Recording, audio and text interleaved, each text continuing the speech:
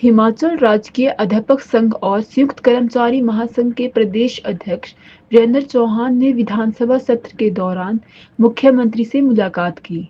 इस दौरान उन्होंने कर्मचारियों और शिक्षकों से जुड़े विभिन्न मुद्दों पर चर्चा की। संघ की ओर से एक मेमोरेंडम भी सौंपा गया, जिसमें शिक्षा और कर्मचारियों की समस्याओं के समाधान की मांग की गई। मुख्यमंत्री ने बजट में घोषणा की थी डीए की 3% की, वो थोड़ी अटपटी लग रही थी, उसमें कहीं वो मेल नहीं खा रहा। और तो उन्होंने बोला कि 15 मई से लागू होगा, कब कब का डीए है कब का नहीं है। और 3% डीए जो है वो जुलाई 2024 का डीए है, और जबकि पेंडिंग डीए अभी जुलाई 2023 का पेंडिंग डीए है, तो वो 4% है। और शुरुआत तो वहीं से हुई है जहाँ छोड़ा हुआ है, तो उसको लेकर हमने क्लेरिफिकेशन माननीय मुख्यमंत्री से चाहिए थी, और उनसे हमने मांग की है कि भी पहले आपको 4% देना पड़ेगा, फिर 4 देना पड़ेगा, फिर 3 पे आ पाएंगे।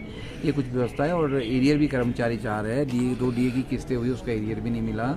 वो भी कुछ कर्मचारियों की जो रिजेंटमेंट्स थी, जिस मुद्दों को लेकर हमने बात कही है। कल हमारे पास जीओआईटी के बच्चे भी थे साथ में, वो उनकी सिलेक्शन हुई है कमीशन से, उनकी अभी जो है वो अपॉइंटमेंट नहीं हुई है, उसको लेके भी वो मिले हैं, मेरे साथ मिले हैं। हमने उसको भी बोला कि उनको भर्तियाँ उनको स्टेशन लॉट किए जाए।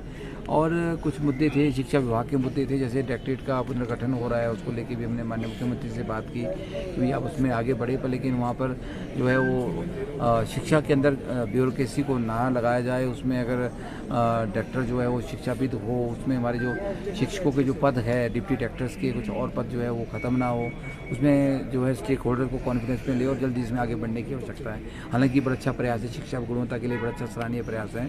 और भी कई मुद्दों पे बात हुई है, जैसे मैं विमल नेगी का जो जिस तरह से संदिग्ध हालतों में उनकी मौत हुई है, वो भी एक दुर्भाग्यपूर्ण है।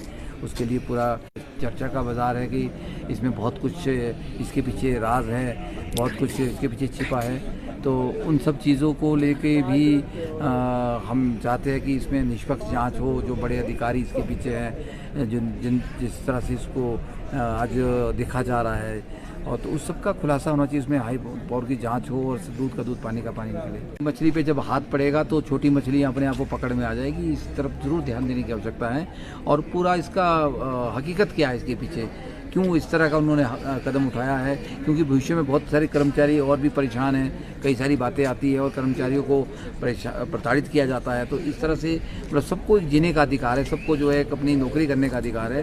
तो मतलब इस तरह के जो मामले वो नहीं आने चाहिए। चाहूँगा जो हुआ वो दुखद है, उनको भी ऐसा स्टेप नहीं उठाना चाहिए था। उनको अपनी बात कहनी चाहिए थी, उनको रजिस्ट करना चाहिए था, संगठनों से बात करनी चाहिए थी, परिवार से बात करनी चाहिए थी, मुख्यमंत्री के समक्ष अपनी बात रखनी चाहिए थी।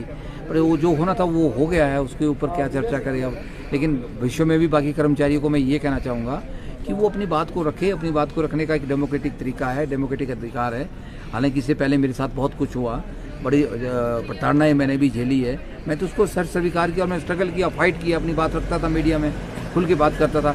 मतलब प्रेशर को अपने ऊपर हावी नहीं आने दे कर्मचारी, प्रेशर को आपको बाहर को उठाता है। कानून व्यवस्था है वो अपना काम करती है, उनको करना चाहिए और अच्छा काम कर रही है, ऐसा नहीं है। लॉ एंड ऑर्डर को देखना है और अच्छा लॉ एंड ऑर्डर ऐसी स्थिति हिमाचल में नहीं है। हाँ, नशे की बात जो आपने कही वो प्रचलन थोड़ा बढ़ रहा है, उसके ऊपर भी पूरी सरकार मुस्तैदी से काम कर रही है। पूरी हमारी जो पुलिस का आला महकमा है वो काम कर रहा है, पर बच्चों को इससे बचाया जाए इसके लिए विशेषकर मैंने पहले भी कहा है कि हिमाचल राज्य अध्यापक संघ जो शिक्षकों की एक संस्था है, उसके बैनर तले हम भी शिक्षकों के माध्यम से जो है समाज के अंदर इस तरह का एक प्रचार कर रहे हैं और एक बड़ा एक अभियान छेड़ रहे हैं कि बच्चों को किस तरह से इससे दूर किया जाए। जो बच्चे संलिप्त हैं उनको आइडेंटिफाई किया जाए और उन बच्चों को जो है वहाँ से बाहर निकालने में हम किस तरह की मदद कर सकते हैं, बीइंग ए शिक्षक, इसके ऊपर हम काम कर रहे हैं। धन्यवाद।